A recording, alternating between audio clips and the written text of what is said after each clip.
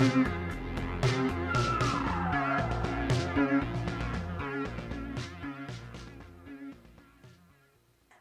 and welcome to TUTV. I'm Elise. I'm Jack. We've got some really exciting segments for you, but first up, what did you do this weekend? I'm glad you asked. This weekend I did something a little bit out of my norm of weekends. I went to an avant-garde poetry reading. That sounds exciting and my mate out of Ty character. behind the camera. Yep.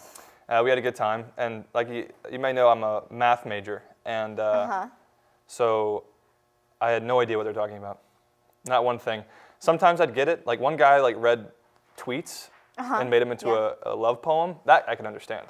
It's modern literature, you know. But other than that, man, a lot of it, I didn't even know the vocabulary words. I felt like I was in second grade again. You just have to carry a dictionary with you and look it up. Like, wait, go back. What was that word again? Like after I just clapped, I'm like, you were great. You were really good. I bet that was really good. I didn't understand it, so it must have been genius. It must have been really great. Yeah. Did you do anything exciting? Mostly just did not adequately prepare for this week. Yeah. Yeah. That's good. But we got to go to this segment, so we'll see you later. See ya.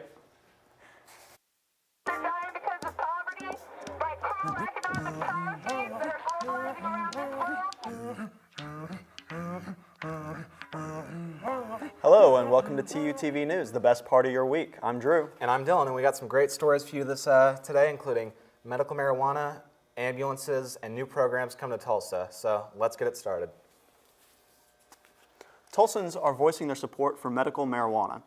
State Question 788, which will be on the ballot this June, would legalize medical marijuana in the state of Oklahoma. Kelly and Carla Grogg, owners of the plant nursery in Grogg's Green Barn, support the measure because they've lost relatives to pancreatic cancer. Kelly explained that, quote, "It's horrible, the side effects of some of those pain meds out there. When there's something simple and more effective, and it's available in some states, why isn't it available here in Oklahoma?" Dana McMurchie, a retiree from the medical sales field, said that she's a supporter because she saw the statistics for a number of deaths from alcohol and prescription drugs. Quote, "And that was before the opioid crisis. And the number of deaths from medical marijuana, 0. There's a new program to help stop panhandling on Tulsa streets. Its name, A Better Way. Tulsans will spot vans with the program's logo in areas with high homeless populations. Program workers will pick up panhandlers in certain spots around Tulsa who will be given a chance to work instead of begging for change. On Mondays, Wednesdays, and Fridays, any panhandler picked up by A Better Way will clean up city parks in exchange for $65 at the end of that day. A bonus, the program provides lunch. Quote, "This is not the end-all, be-all solution to panhandling or homelessness, but it is one solution. It is a better way. And there are people who we know of who want to work," said Alex Aguilar, who's with the Mental Health Association of Oklahoma. On Wednesdays specifically, the van will pick up anyone interested in the program at the Denver House, located at 17th and Denver. The scheduled pickup time is 8 a.m. Superintendent Dr. Deborah Gist of Tulsa Public Schools announced that this weekend that TPS will support the teacher walkout that begins April 2nd. According to Gist's Facebook page, quote, "Beginning March 12th, we will support our teachers in a work the contract effort that will continue throughout the end of the month. Work the contract means that teachers will only work the 7 hours and 50 minutes per day required by their contracts. Gist said teachers are, quote, "taking this action because children matter and deserve a well-funded education system where teachers can afford to stay long enough to see kids graduate."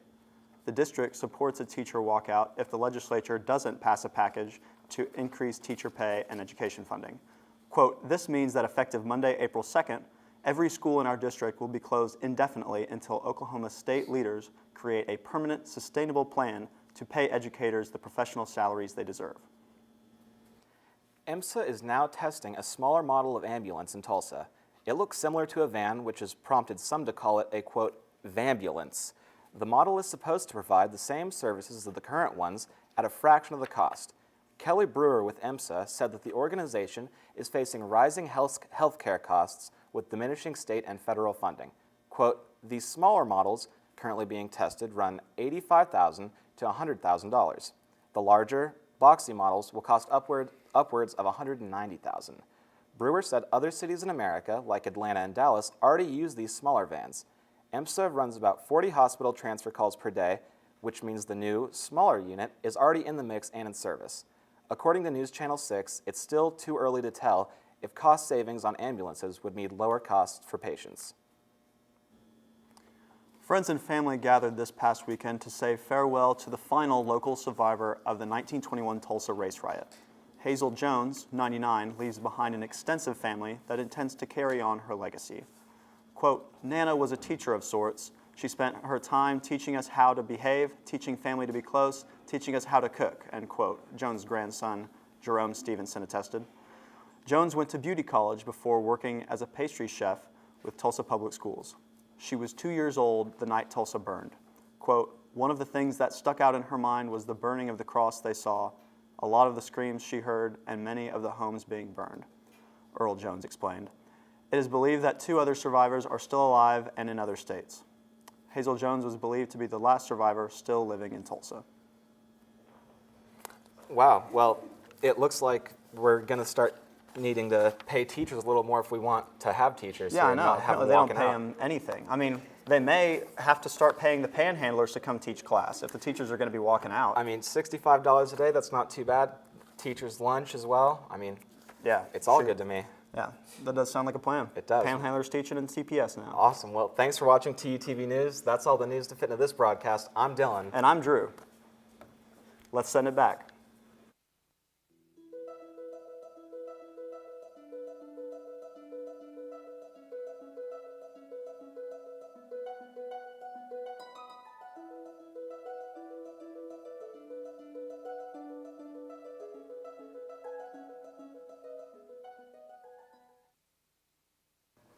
Hello, guys, and welcome back. I'm here with Dani Rosales. She is the student president of the Little Blue House, and also the president of Pride here at TU, as well as many other, many positions on many progressive programs at TU. So, Dani, real quick, can you tell us a little bit about the Little Blue House? Yeah, so a lot of people don't really know what the Blue House is.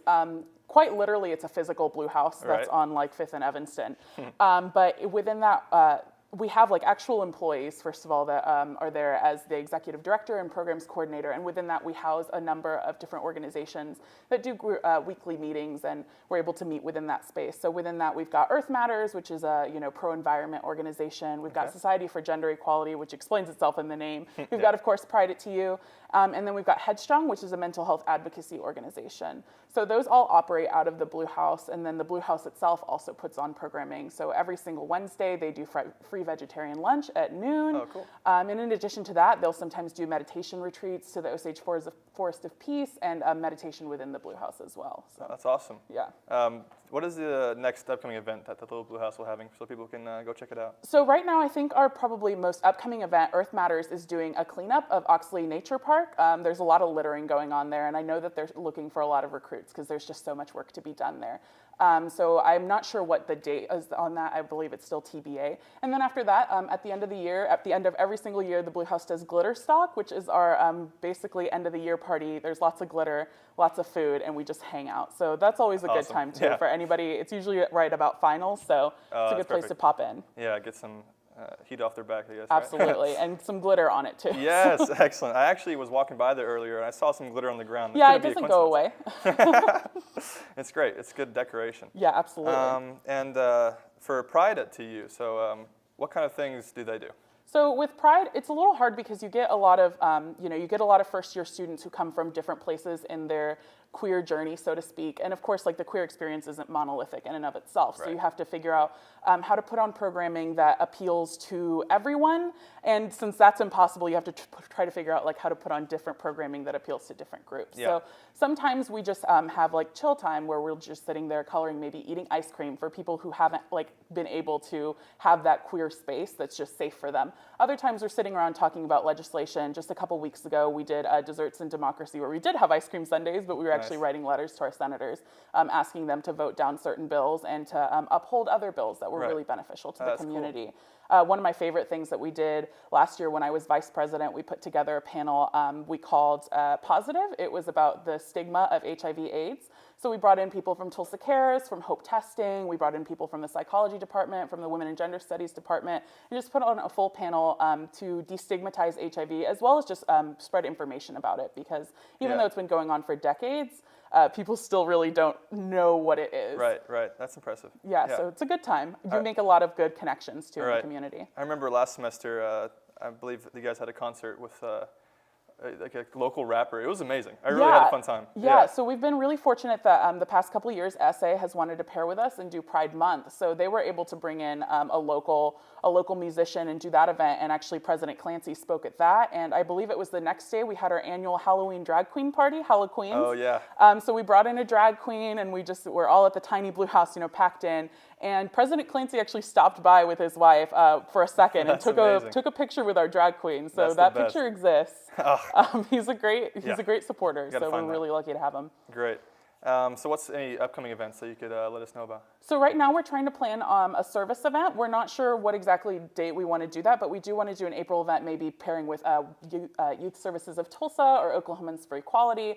They do a lot of things that they need volunteers for. I mean, there's just, with nonprofits like that, they don't have the ability to pay a lot of the positions that they have. So Oklahomans for Equality actually sometimes just needs people to sit at the front desk because they don't necessarily have a set position for that. And Youth Services of Tulsa, they do a queer youth leadership camp. So I know that I volunteer at that, and we have several other Pride members that try to volunteer at that. It is like a whole weekend commitment, so we can't make it like an official Pride event, but we always try to get our folks out there. It's great for the community, and it's also great for resume building for our folks and for them to have those experiences. Excellent. Well, Danny, thank you so much for coming. Thank you. I had a great time. So see you guys later.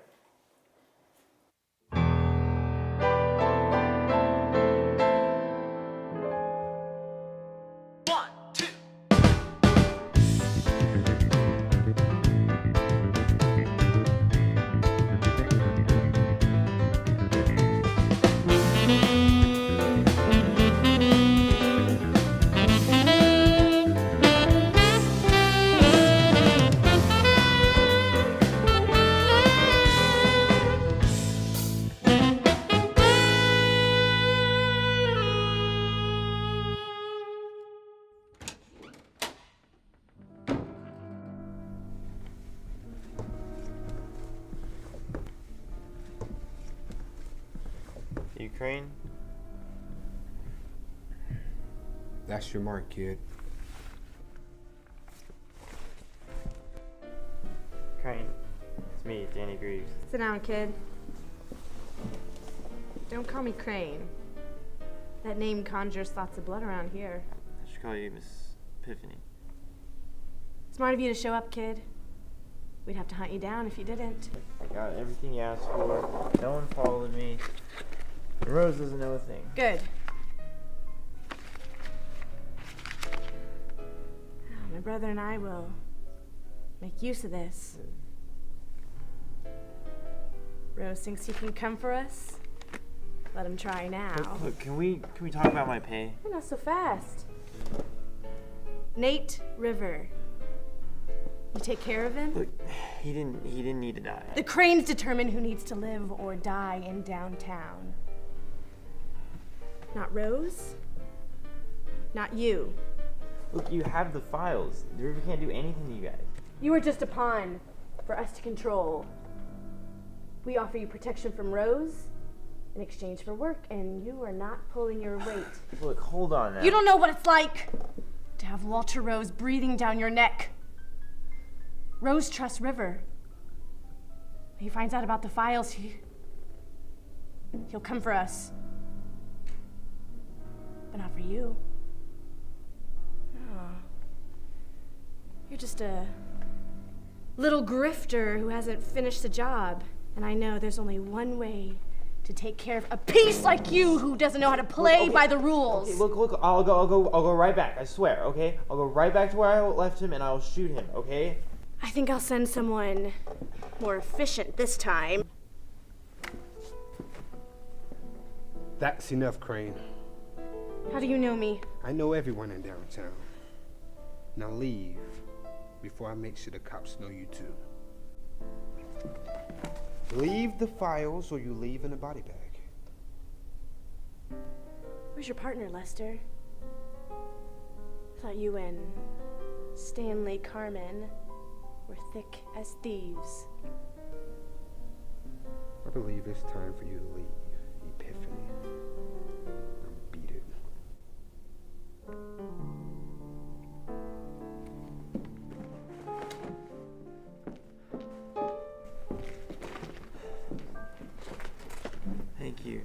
honestly. Oh my God, what the hell? What the hell? Now listen, Greaves. I need to know exactly where Nate River is. He's a lead. Spit it out. Okay. He's in a parking garage in a couple blocks down South Elgin. You swear? Yeah, I swear. Walter Rose has a man that likes to patrol this area. Wait exactly 1 hour before you leave. I'm sure he's heard the ruckus. You might catch a bullet.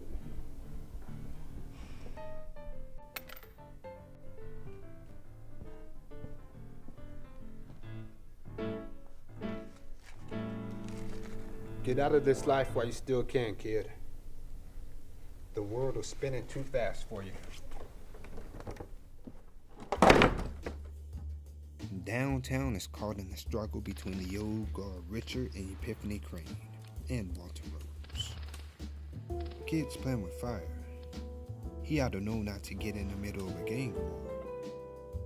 Rose first crossed my desk a few months ago. The Cranes have always controlled the underground, but Rose is different. Flooding the streets with dope, killing the innocent, and keeping power and justice blind with his money. Greaves was too green.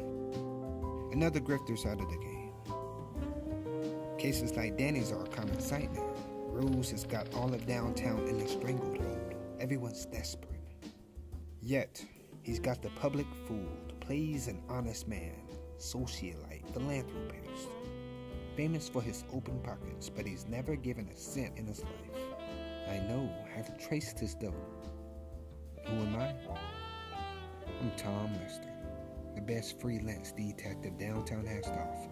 I'm the smoke in the city with eyes and ears everywhere. I'm the ghost of the alley, cleaning up streets at ground zero. I know how to play the game, and Rose is just my latest opponent. River. Damn it. I needed him alive.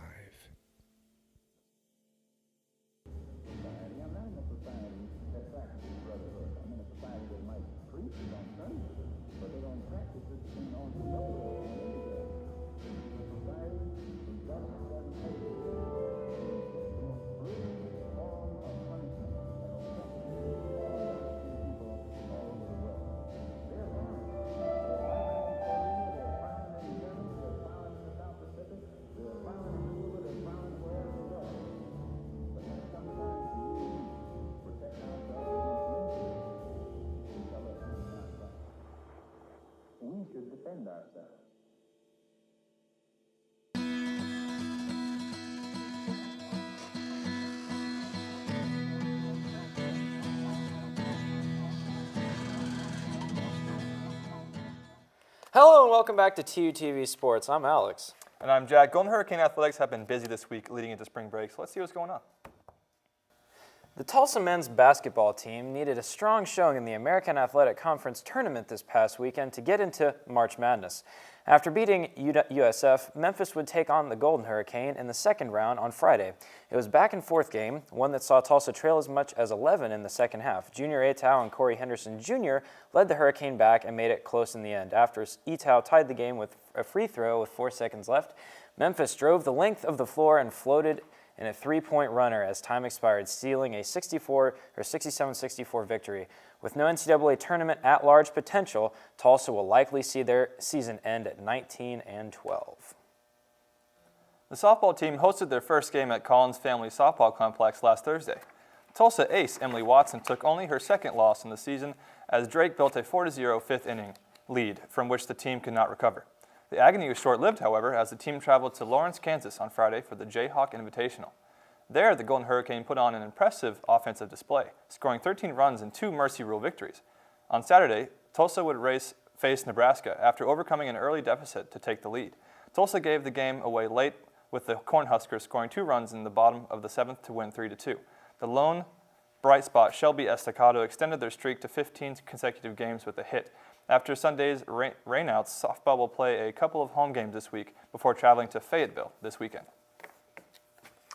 The men's tennis team is back in action after a short layoff. Tulsa dropped their first game of the weekend on Friday against number 14 Oklahoma State. Joshua Goodger and Jared Hing beat the 30th-ranked doubles team in the nation, but it was a small concession in the team's 4-0 loss. On Sunday, the Golden Hurricane took on Drake, another program in the top 50. In addition to the Goodger-Hing pairing, Luca Baptista and Majid Kalani both won their doubles matches on Sunday. Tulsa would beat Drake and Omaha 4-2 and 5-2 respectively, to gain some momentum going into their spring break schedule. Men's tennis will travel to Palm Springs, California this weekend for the Oracle Collegiate Tennis Challenge. The Tulsa women's tennis team faced another big test this past weekend. The Collins Softball Complex saw the Golden Hurricane play host to number 15 Kansas on Friday, dealing with some of the top-ranked single players in the nation. Ksenia Leskotova and Martina Akalova could not pull off an upset. Their single losses hindered Tulsa in their effort to pick up a victory, seeing them drop the match 6-1 on Sunday. Texas A&M Corpus Christi came to town with Golden Hurricane looking to right wrongs from earlier in the weekend. The Islanders proved little competition for Tulsa as the ladies swept the day 5-0. For their next game, the Golden Hurricane will welcome number 23 Wichita State to town on Saturday. The Oklahoma City Thunder have had a week of ups and downs. After 3 straight wins, the Thunder would have 2 important games against teams in the top of the Western Conference.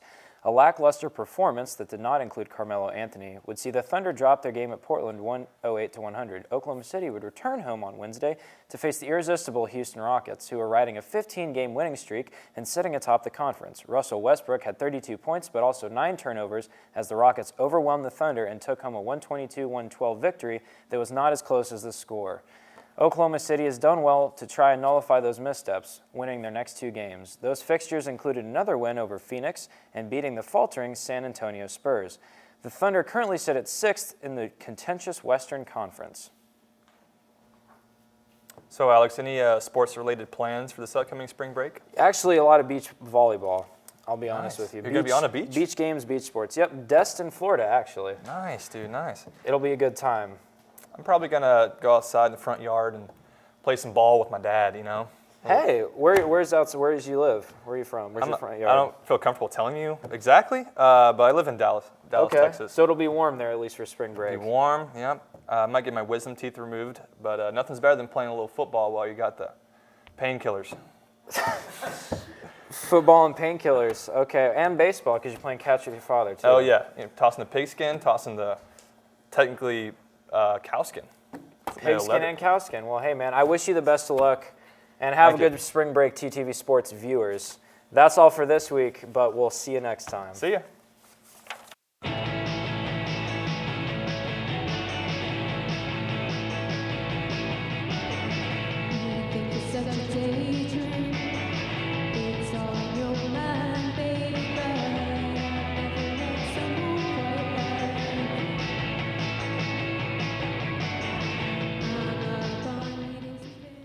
Hi everyone, I'm Molly. And I'm Dylan. Welcome again to TUTV Entertainment. It never stops. The entertainment never stops. Another very entertaining week in the past, so let's take it away. The iHeartRadio Music Awards took place on Sunday night in Inglewood, California. The event was co-hosted by DJ Khaled and Haley Baldwin. Ed Sheeran won both Male Artist of the Year and Song of the Year for his 2017 hit Shape of You. Taylor Swift premiered her music video for her new single, Delicate.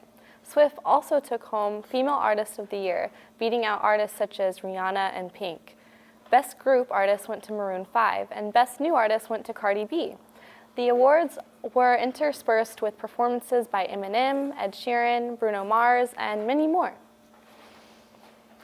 The South by Southwest Film Festival kicked off this past weekend, drawing filmmakers, journalists, and avid fans to Austin, Texas.